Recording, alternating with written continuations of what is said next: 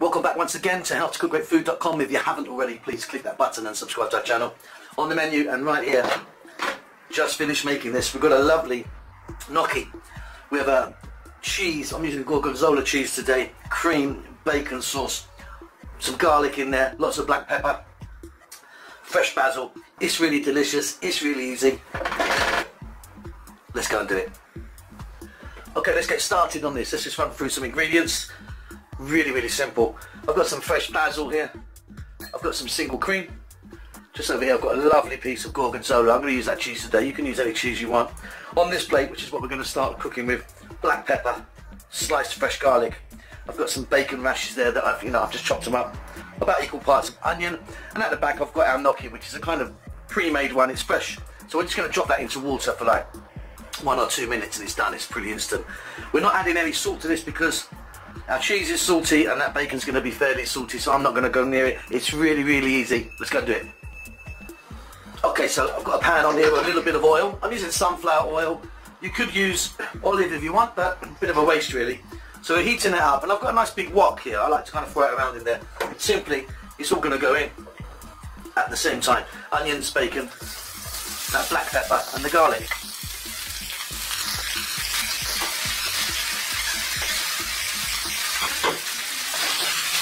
Give that a mix, and on a high heat, let's throw this around in our pan for about 3 to 4 minutes. So that was about 4 minutes, maybe just a little bit over actually. Now if you wanted, you could cook your bacon a lot more than this and get it crispy. I don't particularly like it like that.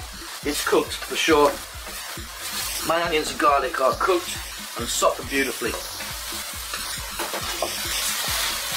Now I told you this was easy. Now what you need to do now is get a pan on, boiling water to chop your gnocchi in because it's going to be ready really soon. Here we go. Single cream. And it goes there. That gorgonzola cheese, which I've just cubed up. Like I said, use another type of cheese if you want. I just like that nice blue. And some roughly chopped, sweet, fresh basil. With the heat still on, we're throwing that around. The cheese and the cream will thicken slightly and the cheese will melt down a little bit. And right there, you've got an amazing sauce that's ready for me.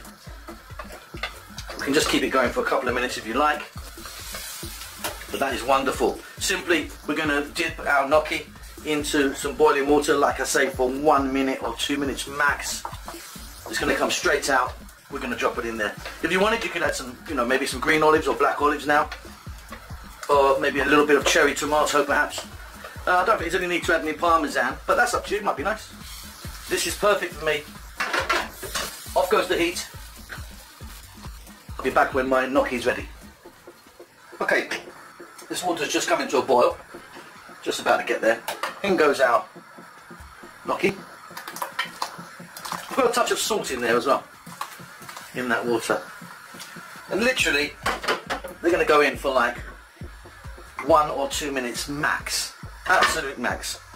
Now, I'm using a kind of fresh one I bought from the shop today, but if you do want to know how to make fresh gnocchi, then check out our channel because there's a video on there somewhere.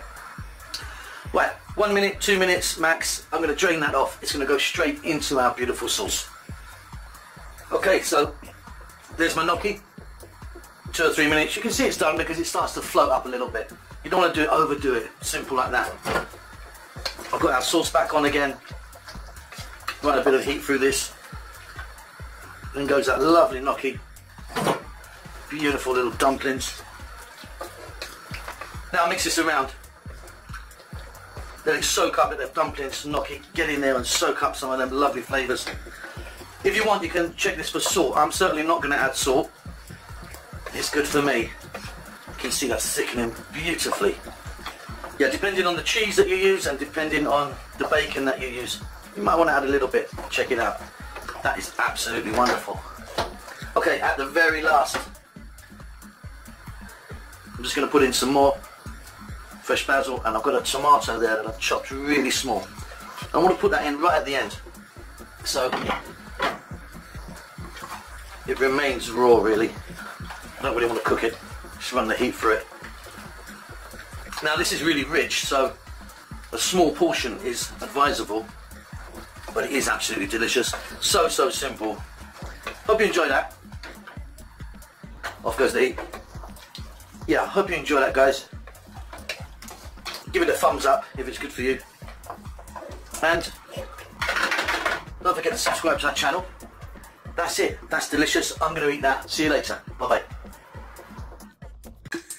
Welcome back once again to howtocookgreatfood.com. If you haven't already, click that button and subscribe to our channel. On the menu today, we're going to make a fantastic bacon and tomato pasta. So simple. Get yourself a nice decent pan. I'm using a wok today, basically just so you guys can see what I'm doing.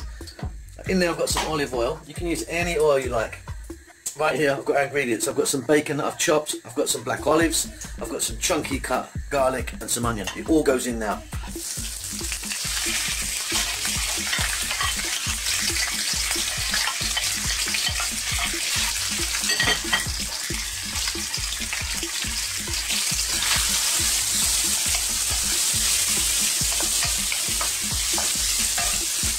As does some dried oregano, a touch of salt, and some black pepper. I'm using a cracked kind of pepper.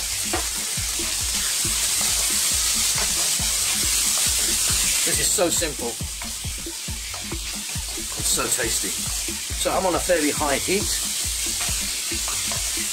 Let's just throw this around and let it go for about 4 to 5 minutes. Keep stirring it.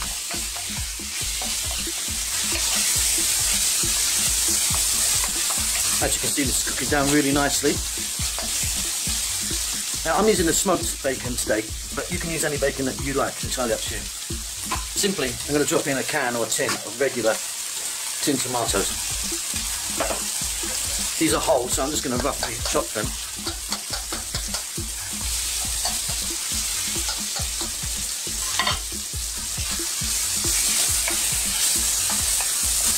Now we're still on a high heat, which we're going to continue to do just for about 2 minutes, and then drop the heat down, not to a simmer but